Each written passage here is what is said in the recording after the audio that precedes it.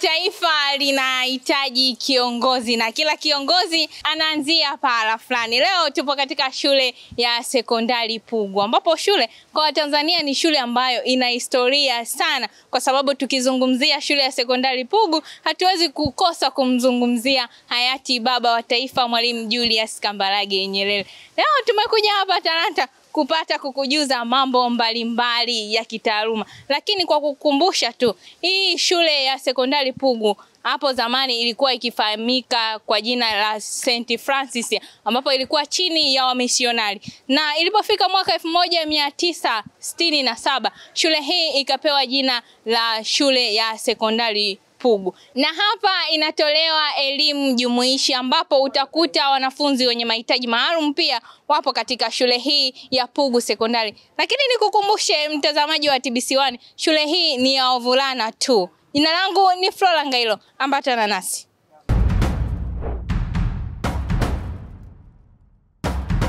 Asante kwa kusalia nasi mtazamaji wa Talanta. Bado tupo katika shule ya sekondari Pugu. Leo niko na boys, niko na wavulana tu, mwanamke nipo peke yangu, lakini tunaenda kujadili kuhusiana na elimu jumuishi. Tutapata kujua elimu jumuishi ni nini na mambo mbalimbali ni hapa Pugu. Hello, mambo? Poa. Mzima? Mzima kabisa. Uko poa? Niko poa. Naomba niongee na mwenyekiti wa mjadala. Unaendeleaje? Naendelea vizuri. Pugu mnasemaje? Mko poa kabisa? Tuko poa kabisa. Leo mmetuandalia nini katika shule ya sekondari Pugu? Sisi kama wanafunzi wa Pugu kwa siku ya leo tumeandalia mjadala wenye mada inayosema elimu jumuishi. Tunapozungumzia elimu jumuishi tunazungumzia, kuna mtoto yuko nyumbani anakutazama anasema elimu jumuishi ni nini? Elimu jumuishi tutazungumza mambo mbalimbali katika mada hii, ambapo nitashirikiana na wenzangu katika kujadili mada hii ya elimu jumuishi. Kwanza kabisa tutajadili maana halisi ya elimu jumuishi, lakini pia tutaangalia malengo ya elimu jumuishi. Baada ya malengo tutaangalia faida mambo muhimu yanayohitajika katika kutekeleza elimu jumuishi. Tutaangalia faida za elimu jumuishi, tutaangalia changamoto, lakini pia tutaangalia mambo ambayo yanatakiwa kutekelezwa ili kusudi kutatua zile changamoto zinazokumba elimu jumuishi. Twende kazi. Basi tutaanza na rafiki yangu hapa Gideon Kanjanja, tuambie maana halisi ya elimu jumuishi. Karibu. Asante. Kama alivyonitambulisha mwanzo mwenyekiti au Osta, kwa jina naitwa Gideon Jeu Kanjanja, nipo hapa kutoa maana ya elimu jumuishi. Elimu jumuishi ni mfumo ambao uhusisha wanafunzi wote wenye mahitaji maalum na wasio na mahitaji maalum bila kujali tofauti zao, kama vile ulemavu, jinsia na asili yao walipotokea.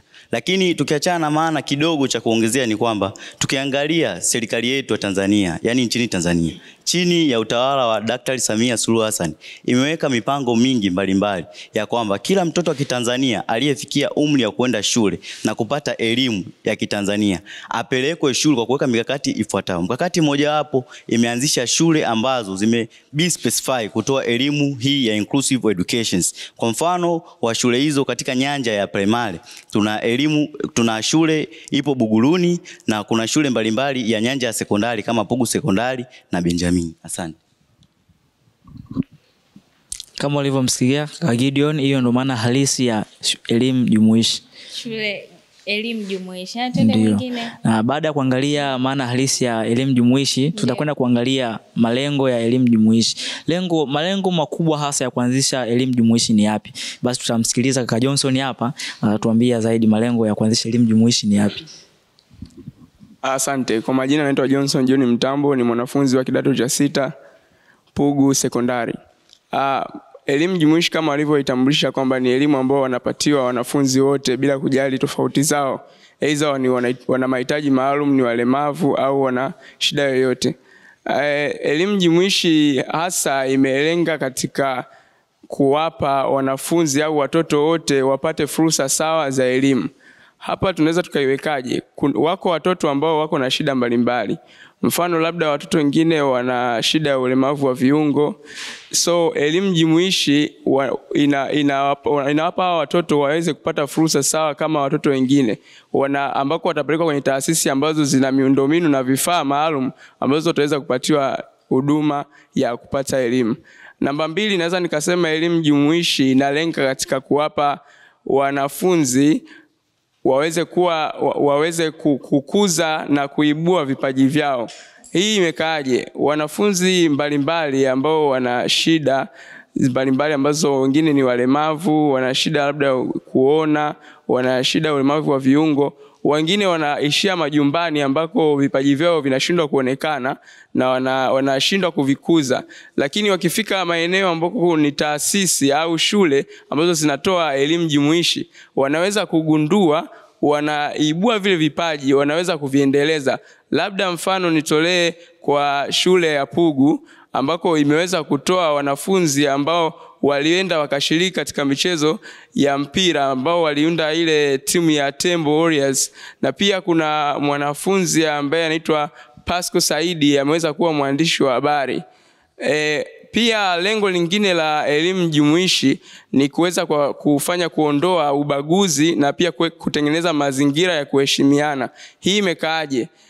Tumezoea kwamba baadhi ya jamii zetu zimeweza kuwatenga wale watoto ambao wana mahitaji maalum, lakini wakiletwa kwenye taasisi kama hizi, mfano Pugu Sekondari, wanaweza kukutana na wanafunzi wenzao, wanachangamana, na sisi ambao hatuna ulemavu au mahitaji maalum tunaweza kuzoea na kuona wenzetu ni kama sisi pia. Kwa hiyo ule ubaguzi unaondoka, na pia tunaweza kuwaheshimu, maana wanaweza kuperform au kushiriki katika mambo ambayo hata sisi pia tunashiriki, kama sisi tunavyoshiriki na wao wanashiriki vile vile. Na wao wanaweza kufanya mitihani kama sisi, wana perform, wanapata alama kama sisi, na wanaweza kuwa ni watu katika ngazi mbalimbali.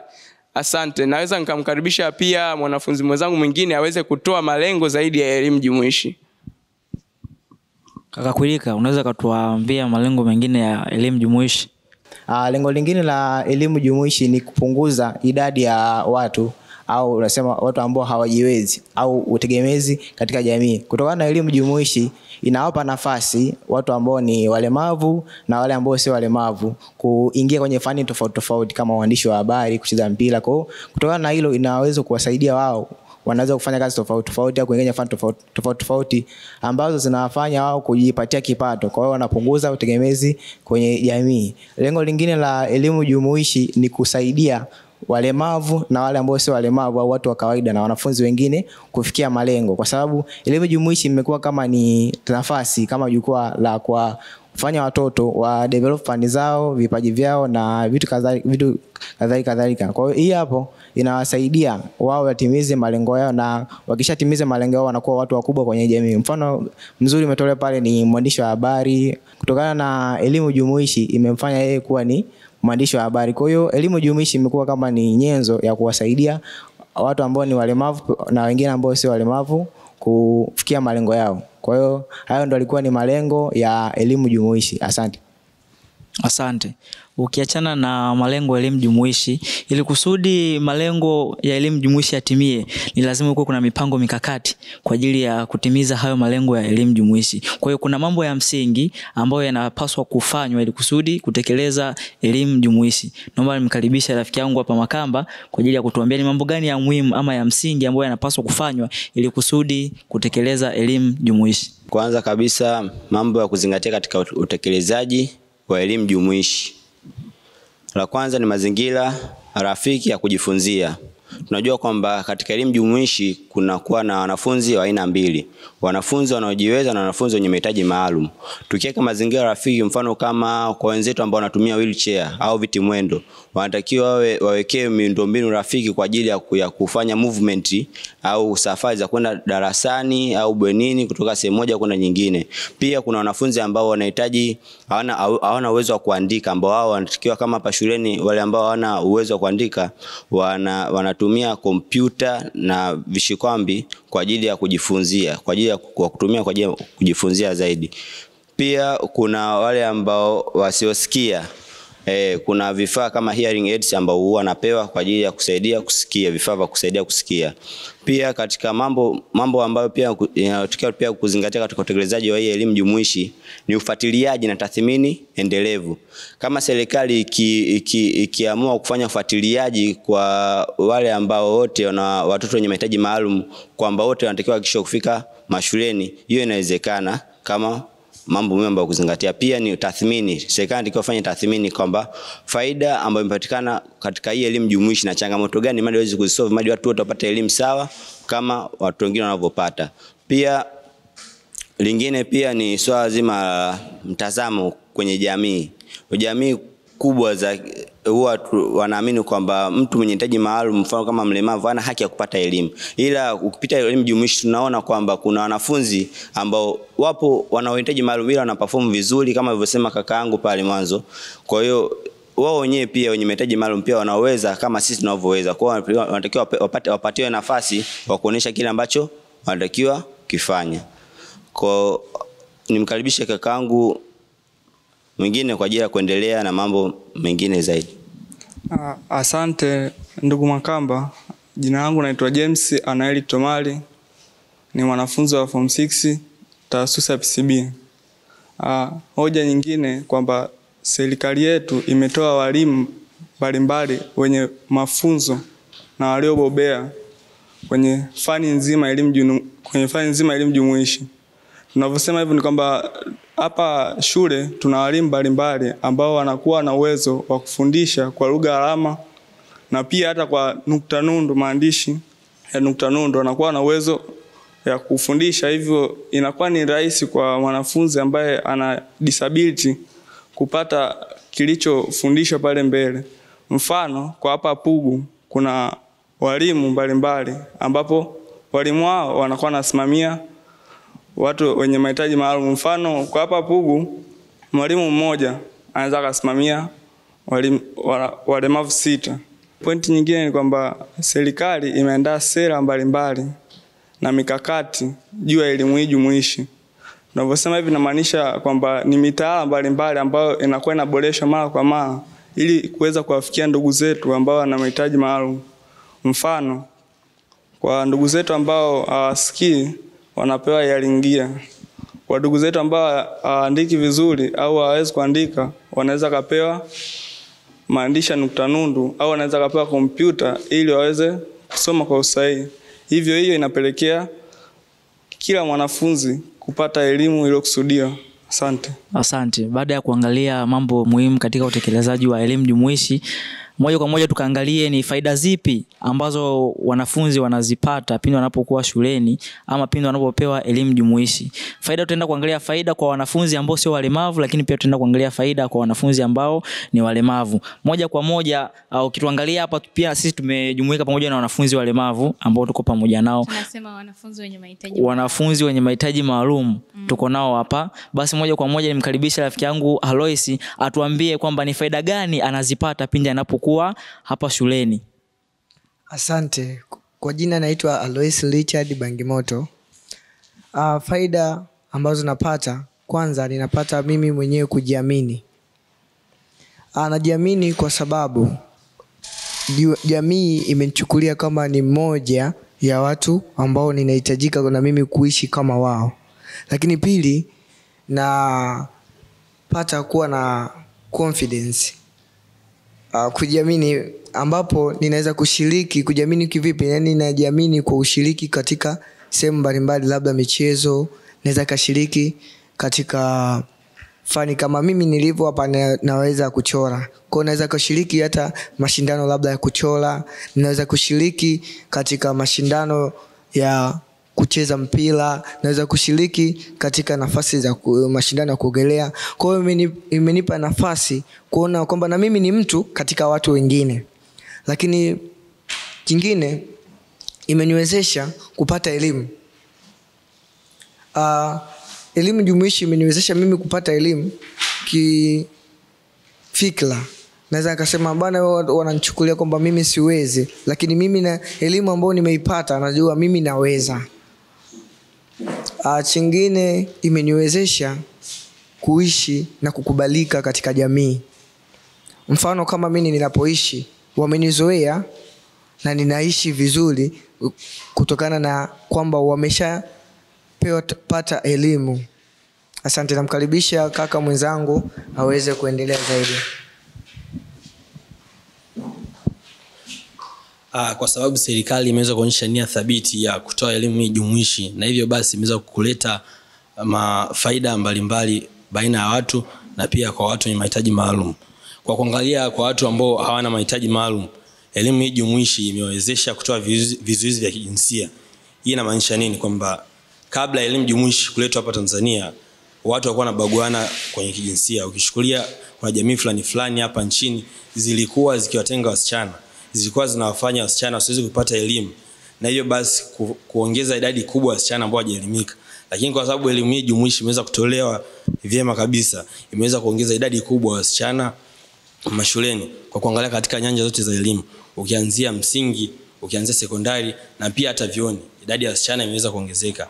Na pia elimu jumuishi imeweza kuleta mshikamano baina ya watu mbalimbali, kwa sababu watu wamejifunza athari nzuri za kushirikiana kwa watu wazima na pia hata wale wenzetu ambao hana uwezo. Pia elimu jumuishi imeweza kusaidia kuondoa unyanyapaaji na ubaguzi baina ya watu. Maana kuna watu wengine wanatoka katika familia duni, elimu jumuishi imeweza kuwachukua nao ili waweze kupata elimu ambayo ni sawa na wale ambao wanatoka katika familia tajiri. Na pia elimu jumuishi imeweza kusaidia katika kuleta mabadiliko chanya hasa katika maendeleo ya taifa hili, kwa sababu watu kutoka sehemu mbalimbali wameweza kuja kujitokeza, hasa watoto, kuonyesha vipaji vyao. Na ukiangalia kwa mfano hapa Pugu inasifika kwa kutoa watu wakubwa kwenye hii nchi. Ukiangalia kwenye upande wa kuna kocha fulani hivi wa timu ya taifa ya miguu ambayo huyo kocha sasa hivi alitokea hapa Pugu na sasa hivi yuko anafanya makubwa. Ndio hivyo basi naweza kumkaribisha kakaangu mwenzangu kuweza kuongea zaidi juu ya changamoto zinazoikabili elimu jumuishi hapa Tanzania. Asante. Kwa jina naitwa James. Nimekuja hapa mbele kuelezea changamoto ambazo zinaikabili elimu ya jumuishi. Kitu cha kwanza, kuna mitazamo hasi. Hii inaweza kuja mfano pale mzazi anaamini ya kwamba mimi mtoto wangu nikimpeleka shule hawezi kufanya hicho kitu. Na kwamba mimi mfano naweza kujichukulia mimi. Mfano mzazi kanikatalia mimi nisiende shule. Kumbe mimi katika maisha yangu nina lengo. Kupitia elimu naweza kutoboa, kupitia elimu naweza kufanya kitu fulani kwa ajili ya kuinua familia na kwa ajili ya kuinua nchi yangu. Hiyo ni moja wapo ya changamoto. Ila kuna nyingine ambayo ni imani potofu. Imani potofu imeaminika kwamba kwa kila mtu mwenye mahitaji maalum unapopita mitaani, pita kwenye mazingira mbalimbali, wanaamini ya kwamba kila mtu anapita ni omba au kila mtu anapita anahitaji kitu fulani kwa ajili ya kuomba. Hiyo sio kwamba, na hiyo ni moja wapo ya changamoto ambazo zinakabili. Changamoto nyingine ni upungufu wa vifaa. Mfano kuchukulia mfano sisi wheelchair utimwendo ambazo tunakosekana. Mfano mtu kutoka eneo moja kwenda eneo jingine ategemea wheelchair. Wewe kwa sababu wengine ana miguu za kutembea, ila mimi bila hii wheelchair siwezi kutoka eneo kwenda eneo jingine.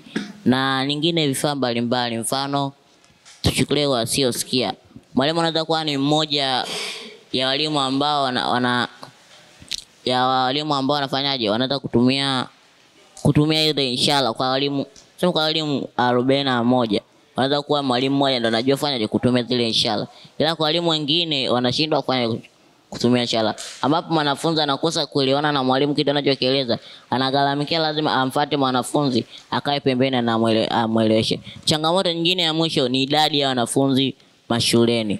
Idadi ya wanafunzi mashuleni, mwalimu wanaweza kwa walimu 20 na wanafunzi madarasani wapo kama shule za kata wapo 400. Ina maana watu hao 20, mfano walimu 7 vipindi hivyo, hawezi control wanafunzi wote 400. Ina maana kati ya wote anakuwepo mmoja mwenye mahitaji maalum. Ina maana hawezi kukaa kwa asilimia kubwa anafuatilia yule mtoto. Ila kwa sababu ya maeneo watu ni wengi, mwalimu anashinda kufanyaje kufuatilia hicho kitu. Asante sana. Naanza kumkaribisha na mwenzangu ili aongeze pointi nyingi. Kwa majina naitwa Prince Ramadhan Ahmed, ni mwanafunzi wa Pugu Sekondari. Kama alivyosema mwenzangu Jevis, nitaenda kuongezea changamoto zinazokumba sekta ya elimu jumuishi. Katika changamoto ambazo zinakumba sekta ya elimu jumuishi ni ukosefu wa taasisi za kutosha kwa ajili ya utoaji wa elimu hiyo. Kwa takwimu tulizochukua sisi, ni shule 41 katika majimbo 24 yanayotoa elimu jumuishi. Ukiangalia shule hizi ni chache na idadi ukilinganisha na idadi ya wanafunzi ambao wanahitaji elimu jumuishi. Kutokana na hilo, moja ya changamoto kubwa inayokumba sekta ya elimu jumuishi ni ukosefu wa taasisi za kutosha. Na zinapokosekana taasisi za kutosha ndipo kunapelekea wanafunzi kujaa darasani na inachukua walimu vigumu kuwaenda wanafunzi wote wanaohitaji mafunzo maalum kutokana na maumbile yao au jinsi hali walivyo. Na changamoto nyingine inayokumba sekta ya elimu jumuishi ni changamoto ya kifedha. Tunaangalia ndugu zetu wanahitaji maandishi ya nukta nundu, kwa wale ambao hawezi kuandika wanahitaji wawe na vifaa vya kuwezesha kuandika, mfano kama ilivyosemekana laptop na vishikwambi. Sasa unakuta katika shule labda wanafunzi wengi ambao hawezi kuandika wanahitaji vifaa hivyo na vipo kwa uchache. Hapo ndipo napelekea wao kushia vifaa hivyo na mwisho kupelekea ukosekanaji wa muda wa kutosha kwa ajili ya kujifunza. Hizo ni moja ya changamoto ambazo zinakumba sekta ya elimu jumuishi. Asanteni. Asante. Hizo ni changamoto ambazo zina wakumba wanafunzi wanapokuwa mashuleni ama watu wote ambao wanapata elimu jumuishi. Basi kama kuna changamoto, kwa maana hiyo kuna mambo ambayo inabidi yafanyike kusudi kutatua hizo changamoto. Basi nikukaribisha kaka Abdalla, wewe unatuambia nini kwamba ni vitu gani ama ni mambo gani ambayo yanapaswa kufanya na serikali pamoja na jamii kwa ujumla ili kusudi kutatua hizo changamoto ambazo zinawakumba watu kama hao? Moja ya njia za kutatua changamoto ambazo zinawapata au zinazowakumba wanafunzi katika elimu hii jumuishi, jambo la kwanza ni kuboreshwa kwa miundombinu. Kwa hiyo miundombinu ndio iboreshwe ili kuweza kuwasaidia wanafunzi ambao wenye mahitaji maalum na wasio na mahitaji maalum ili kuweze kufikia lengo lao la kupata elimu. Mfano tukiangalia wanafunzi wenye mahitaji maalum wanahitaji mfano kama hao ambao wanatumia viti mwendo, wanatakiwa wajengewe njia zao ambazo zitakasaidia kupita kwenda madarasani na kwenda sehemu nyingine kama vile mabwenini, sehemu ya kulia chakula, na vile vile upatikanaji wa vifaa ambavyo watatumia kusomea kama walivyosema kompyuta, au kwa wale ambao hawawezi kuona wanatumia maandishi ya nukta nundu, na wale ambao hawawezi kusikia vizuri basi wao wanatumia hearing aids ili waweze kufanyaje kupata elimu. Na vile vile swala lingine ni kuongezeka kwa taasisi za utolewaji wa elimu jumuishi. Mfano tukiangalia mara nyingi taasisi hizo unakuta zipo maeneo ya mijini tu, lakini ukienda huko vijijini ndani unakuta taasisi kama hizi zinazojihusisha na utolewaji wa elimu jumuishi zinakuwa hamna au chache. Kwa hii inasababisha wale ambao wanakaa huko ndani wanashindwa kufikiwa na elimu hii jumuishi. Kwa hiyo serikali ningeomba ijaribu kuongeza idadi ya taasisi nchini kote ili kuweza kuhakikisha kwamba kila kona ya nchi wanafunzi wote wanafikiwa na elimu hii jumuishi ili waweze kufikia malengo yao. Hoja nyingine ni kwamba kutoa mafunzo kwa walimu. Mfano hapa Pugu shuleni kwetu kuna walimu mbalimbali ambao wamepewa mafunzo juu ya utoaji wa hiyo elimu jumuishi, na vile vile pia inabidi serikali encourage kwenye kutoa elimu hiyo kwa walimu mbalimbali ili elimu jumuishi iweze kufanikiwa. Vile vile pia kuongeza kwa bajeti kwenye mfumo wa elimu jumuishi. Mfumo wa elimu jumuishi unahitaji bajeti kubwa, mfano kama vile kwenye vifaa mbalimbali au hiyo miundombinu tuliongelea kama vile hizo wheelchairs na hizo vishikwambi ambavyo kwa wale ambao hawezi kuandika, na vile vile na kusikia pia kama vile wanahitaji hizo hearing aids na kadhalika. Asante. Kwa kuwakilisha wanafunzi wenzio, una nini cha kuwaambia wazazi walioko nyumbani wakati muda huu wametune TBC1 wanatutazama kupitia kipindi cha Talanta kuhusiana na elimu jumuishi? Sawa, nashukuru. Naomba nimkaribishe kakaangu hapa Gideon aweze kutuambia juu ya swala hilo. Karibu Gideon. Asante kwa kunipa nafasi hii tena ya pili. Mimi Gideon Njeu Kanjanja, lakini nipenda kutumia nafasi hii kumwalika mwalimu kutoa neno na kuongezea maneno mengine kuhusiana na hichi tulichokuwa na kijadili. Asante. Kwanza kabisa ni washukuru TBC kwa kuja hapa Pugu Sekondari kujua jinsi wanavyoendesha hii shughuli ya elimu kupitia elimu jumuishi. Pia nishukuru serikali kwa sababu mimi pia ni mnufaika wa elimu maalum kwa sababu nimesoma na sasa ni mwalimu na najitegemea. Ni wito wangu kwa serikali na wazazi pia tusiwafiche hawa watoto, hasa kwa wazazi. Kuna wazazi ambao wanaficha watoto wenye mahitaji maalum nyumbani, kumbe wanaweza kuja kupata elimu na wakawa wanajitegemea kimaisha. Na pia jinsi mtu mwenye uhitaji maalum anavyoongeza elimu yake ndivyo anapunguza mzigo wa maisha yake katika shughuli mbalimbali za maisha. Anapoongeza kiwango cha elimu, mzigo au shida anayoipata kuhusiana na ulemavu wake inapungua. Kwa hiyo ni vizuri tukawaelimisha hawa. Pia wanaweza kuwa viongozi, wanaweza kuwa madaktari, wanaweza kuwa wanasiasa wazuri na kadhalika. Asante.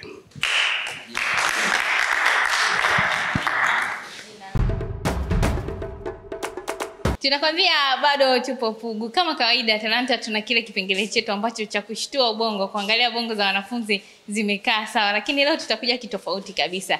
Karibu kwenye maswali na majibu. Amjambo? Mnaunguruma au mimi sauti yangu ndio ya chini jamani? Mko poa? Sasa tunaingia kwenye kipengele cha maswali na majibu. Hichi kipengele nauliza swali, nachagua mtu yoyote atajibu. Alafu baada ya hapo na yeye anamuuliza swali mwenzie. Sawa? Sawa sawa? Naanza mkono wangu wa kulia. Mambo? Poa. Mbona kama unafurahi sana? Kilichokufurahisha nini? Niliposikia kuna maswali. Tunapozungumzia usawa wa kijinsia, tunazungumzia nini?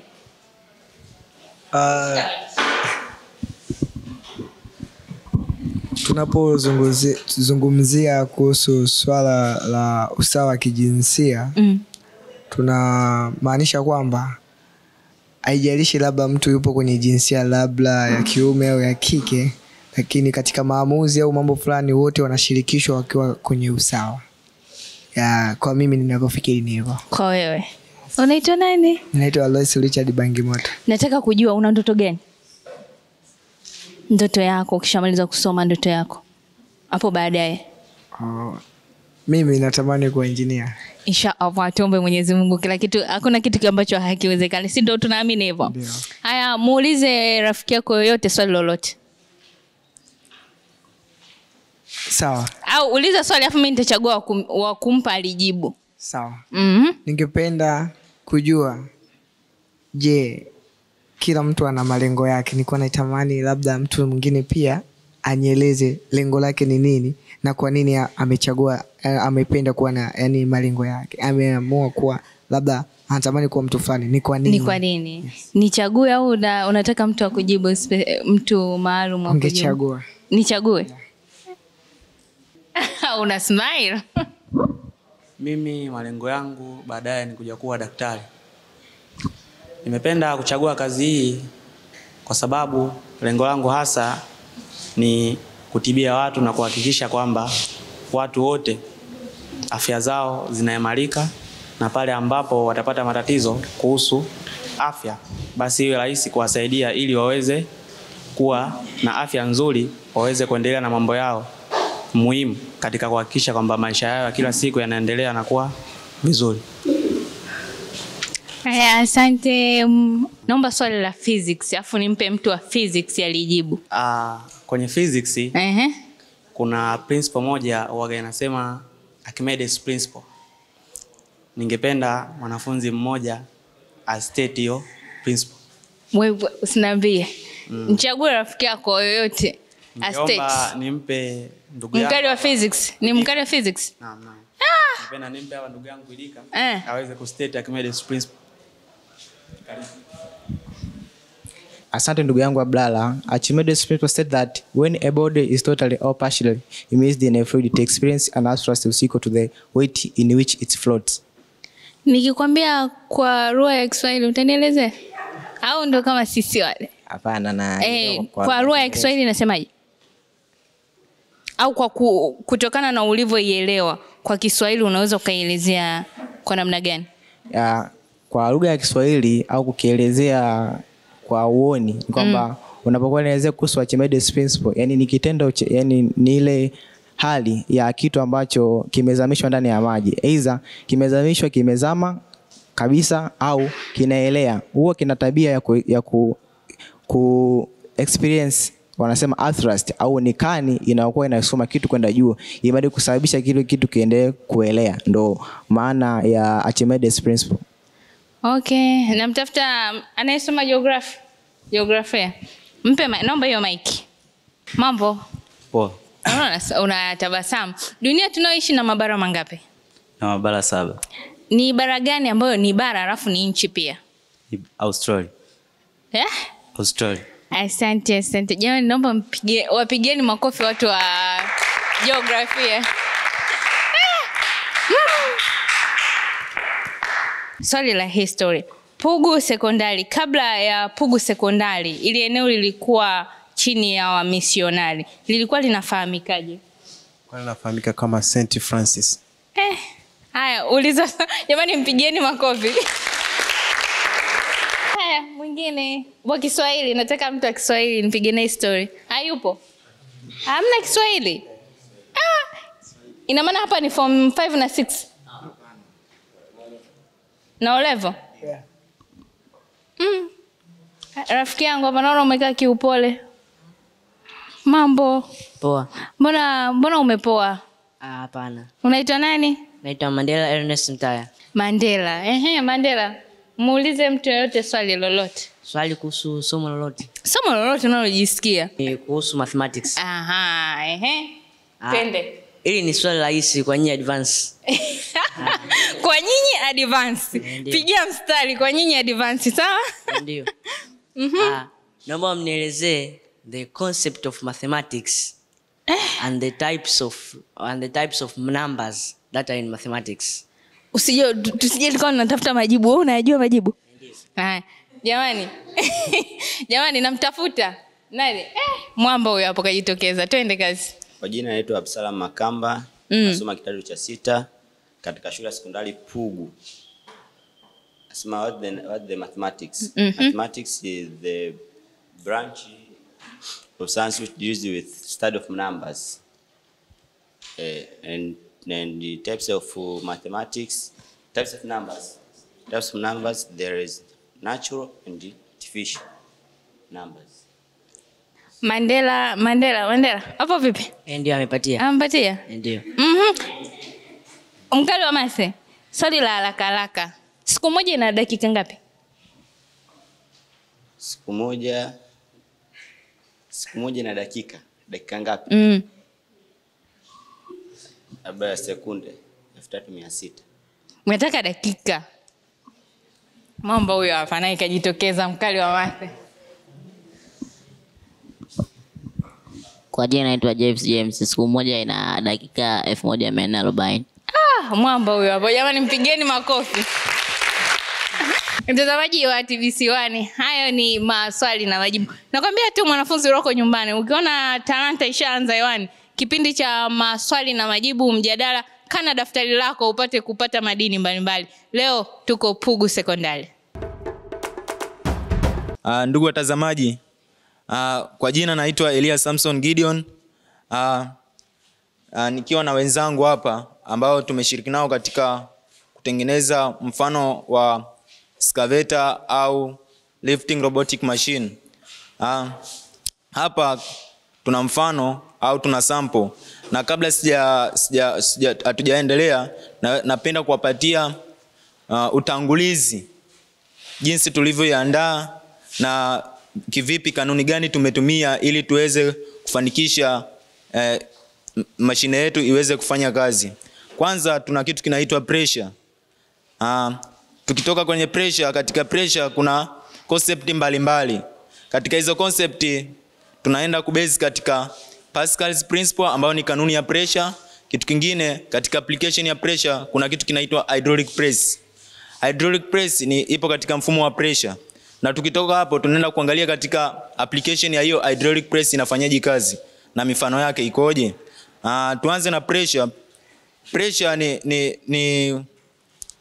nikibadilishia lugha tunasema kwamba pressure is a force due to its area. Pressure inatokana na force na area ya kitu contact, au area ya kitu inaweza kuwa katika liquid au inaweza kuwa katika solid au katika mfumo mwingine. Katika pressure tuna kitu kinaitwa kuna Pascal's principle, ambapo katika Pascal's principle ni kanuni ya pressure inayoelezea usambazaji wa pressure katika sehemu mbalimbali. Inaweza katika on the surface of the liquid au katika sehemu tofauti tofauti, lakini pressure inakuwa inasambazwa equally. Tukitoka hapo tunakuja kitu kinaitwa hydraulic press. Hydraulic press ni aina ya mashine ambayo inatumika katika kubadilisha force ndogo kupeleka katika force kubwa. Force ndogo inaweza kuzalishwa kupeleka katika force kubwa ili iweze kufanya kazi. Kwa mfano tukiangalia hata kwenye mikono yetu, hata tukisema tunataka kuchukua kitu, lazima tuende na force ndogo kwanza. Tukifika kwenye kuokota kitu, lazima tukishaokota ile kitu lazima tutumie force kubwa ambayo imetengenezwa kwa kupitia hii force ndogo ambayo tulikuwa tumetumia kuokotea kitu, alafu kitu kinanyanyuliwa kwa kutumia force kubwa. Na katika hydraulic press yetu application yake hapa tumekuja na mfano wa excavator. Katika excavator tumetengeneza excavator kwa kutumia instruments mbalimbali. Kwa mfano tuna mirija ambazo ni hizi hapa. Tuna syringe ambacho ni hii hapa. Alafu tuna maboksi au cupboards. Alafu tuna mzigo wetu pale. Hapa tena tuna gear yetu, mfumo wa gear. Hapa tumeweza kuconnect syringe na tumeweza kuconnect na pipes au mirija ambazo zinaweza kutumika katika, tunakumbuka kwamba tuliongelea kitu kinaitwa pressure, au katika pressure tena tuliongelea kitu kinaitwa Pascal's principle.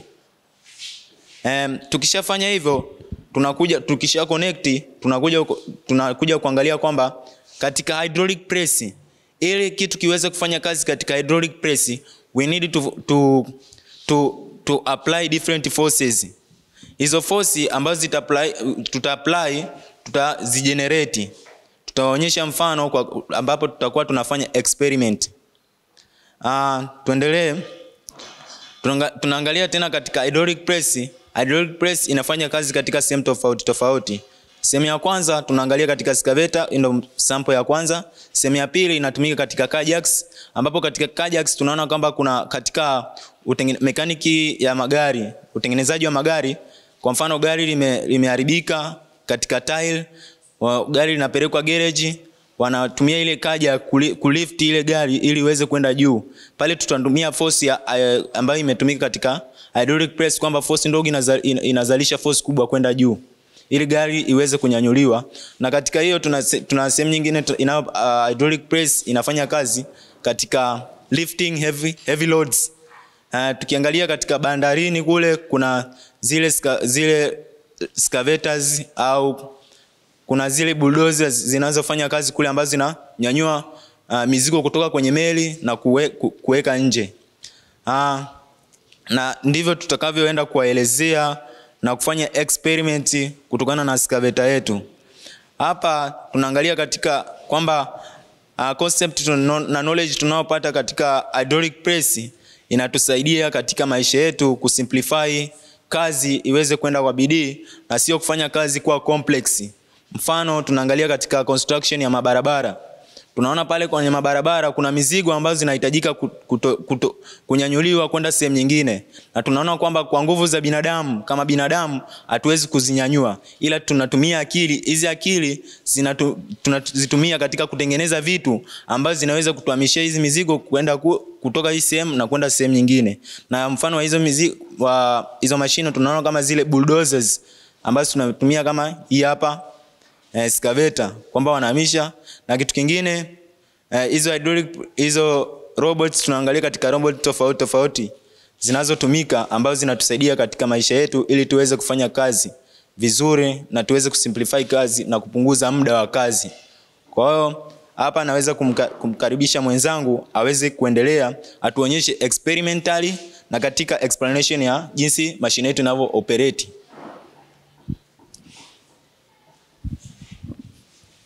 Ndugu mtazamaji, ningependa kuendelea kwa kuelezea jinsi ambavyo mashine yetu inakwenda kufanya kazi. Kama tunavyojua kwamba hakuna kitu kinafanya kazi bila mwongozo. Kwa hiyo mwongozo wetu hapa ni hii gear hapa. Tunapoangalia hii gear ambapo tumesema katika kutengeneza mashine yetu tumetumia syringe. Hizi syringe zimeunganishwa kwenye gia.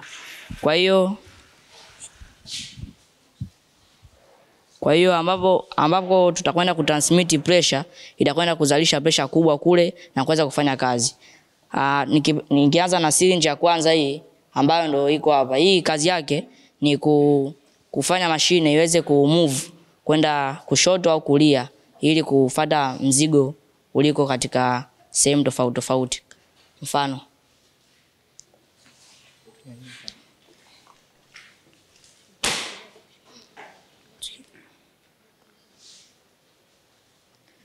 baada ya mashine yetu kama kunyanyuka hivyo, inaweza kurotate kwenda kushoto, kwenda kulia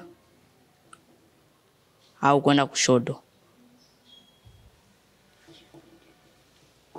Syringe ya pili ndio hii hapa, ambayo hii imeunganishwa na syringe hii hapa. Ambapo ukifuatilia hii syringe kazi yake ni kuinua hii part ya mbele hapa, ambayo hiyo part kazi yake ni kufuata mizigo ambayo iko mbele. Kwanza kama mashine iko kwa nyuma lakini mzigo uko mbele, kwa kazi yake ni kufuata mzigo wa mbele. Mfano,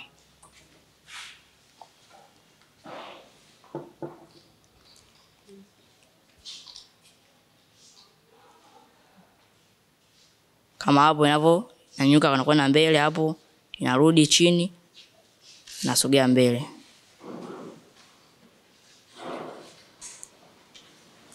Syringe ya tatu ni hii hapa. Hii syringe ina uhusiano karibu na hii syringe hapa. Hizi pipes ambazo zimekutana kati ya hii syringe na hii hapa. Hii kazi yake ni huku kwenye haya meno, ambako ndo tunakwenda kutumia kubeba huo mzigo. Kwa mfano hii syringe ikipresiwa ndani, haya meno huku yataachama. Alafu ikipresiwa, ikivutwa nje, meno yatashikana ili kubeba hiyo mzigo. Mfano,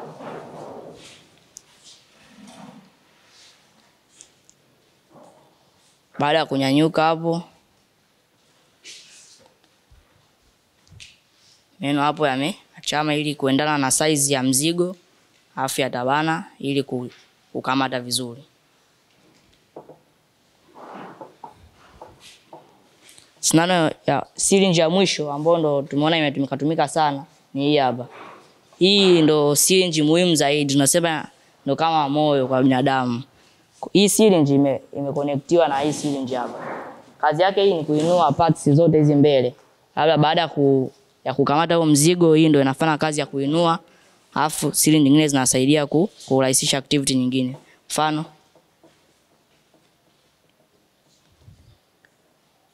hii syringe ndo inainua hii part. Na ningependa kukaribisha experiment ya namna tunakwenda lift piece of bottle. Tunaenda katika kunyanyua mzigo. Tunaonyesha mfano kwa kutumia experimentally kwamba tunawezaje kunyanyua mzigo. Niwakaribishe wenzangu au ndugu zangu waweze kufanya experiment ili tuone kwamba je, kweli inaweza kunyanyua au hainyanyui. Je, tuone kwamba je, hii excavator inafanyaje kazi. Kwa hiyo tu pay attention ili tuangalie.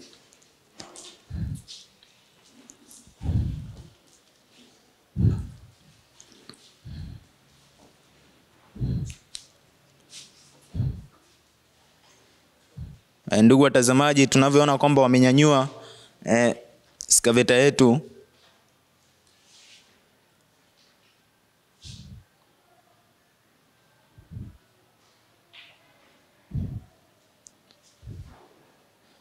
Wanairotate excavator ili iweze kufuata mzigo.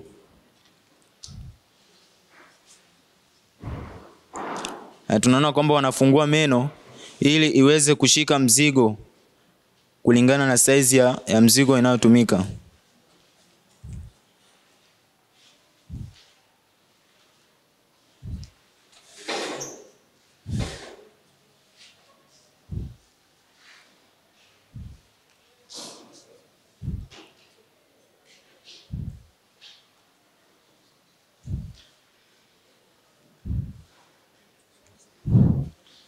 Tunaona kwamba katika rotation ya excavator yetu imefika mwisho, kwa mzigo ulikuwa katika sehemu ilikuwa mbali zaidi, kwa tunaweza kusogeza mzigo au tunaweza kuhamisha, lakini excavator yetu ingekuwa na tiles tungeihamisha kwa kutumia tiles. Kwa hiyo hapa tunatoa mfano, kwa hiyo tunaweza hata kuhamisha kwa kutumia mkono ili iweze kushika mzigo kwa urahisi zaidi.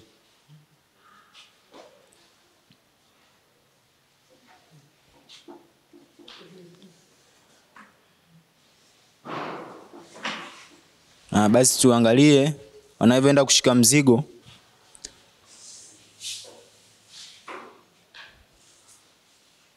Mzigo umeshikwa na tayari umebanwa. Kwa hiyo kazi inayofuata ni kubebwa, kunyanyuliwa juu na uweze kuhamishwa kutoka ilikuwa huku na tunataka kuyahamisha, labda tuilete huku, lakini excavator ingekuwa na tiles ingetembea na ingehamisha mzigo kutoka hapa hadi kwenda hata sehemu yenye distance, lakini tutaihamisha hapa hapa.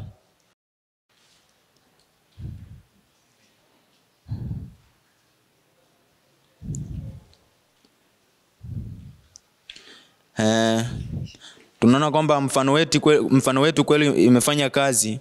Kwa hiyo hii hapa inatupatia mfano zaidi kwamba katika maisha yetu tunaweza kugenerate au kudevelop vipaji vyetu au skills zetu ambazo tunapata katika nyanja mbalimbali ili tuweze kutengeneza vitu ambazo vitatusaidia katika maisha yetu, ili tuweze kuweka nchi yetu iwe nchi yenye ubora wa hali ya juu na iwe nchi ambayo imejawa na skills za watu, na iwe nchi yenye vitu mbalimbali ambavyo hata vinaweza kutumika vinaweza kutamanika na wenzetu ambao tuseme tutolee mfano katika ngazi ya Ulaya na katika ngazi bara la Asia kule.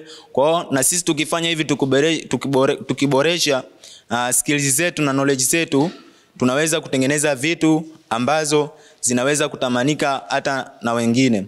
Pia katika government tungependa kuomba serikali iweze kutupatia support katika utengenezaji wa vitu mbalimbali ili tuweze kuachieve our goals katika mechanics, kwa maana sisi ni wanafunzi hapa tunapenda kwa katika mechanics ambazo ili tuweze kuwatengenezea vitu mbalimbali vinavyoweza kutumika katika maisha yetu ya kila siku, ili tuweze kurahisisha kazi kwa kutumia knowledge na skills tunazopata katika madarasani au sehemu tofauti kulingana na mazingira tunamoishi.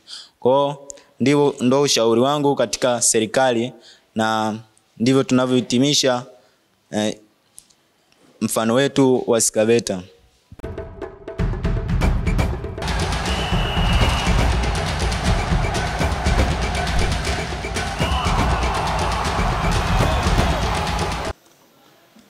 Kwa jina naitwa Mandela Ernest Ntaya, ni mwanafunzi wa kidato cha kwanza cha shule ya sekondari Pugu. Ninapenda kuchora kwa sababu kipaji changu kilianzia tangu utotoni. Asante kwa juhudi za baba yangu. Baba yangu pia ni mchoraji maarufu kama Ernest Andrew Ntaya. Kwa kutumia ufundishaji wake mzuri, mimi nimepata chance ya kuendelea na uchoraji. Na hii picha yangu leo ni nyumba ya rangi nyingi. Nimeita hivyo kwa sababu kama mnavyoona ni nyumba inayojumuisha rangi nyingi. Mimi kwa picha zangu nyingi ninapenda kuchora vitu vyenye rangi nyingi sana. Kwa hiyo kama mnavyoona inapendeza,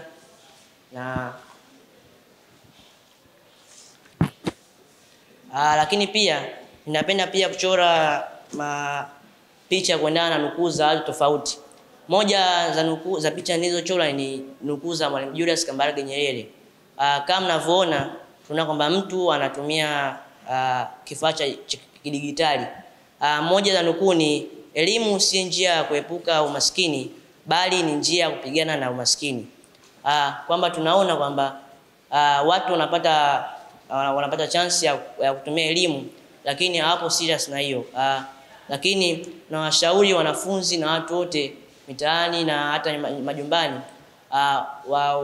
wakazie elimu, wapate kusoma ili wapate kufanikiwa katika maisha yao. Jina naitwa Benson Isaac Mushi, ni mwanafunzi wa kidato cha kwanza form 1 katika shule ya sekondari Pugu.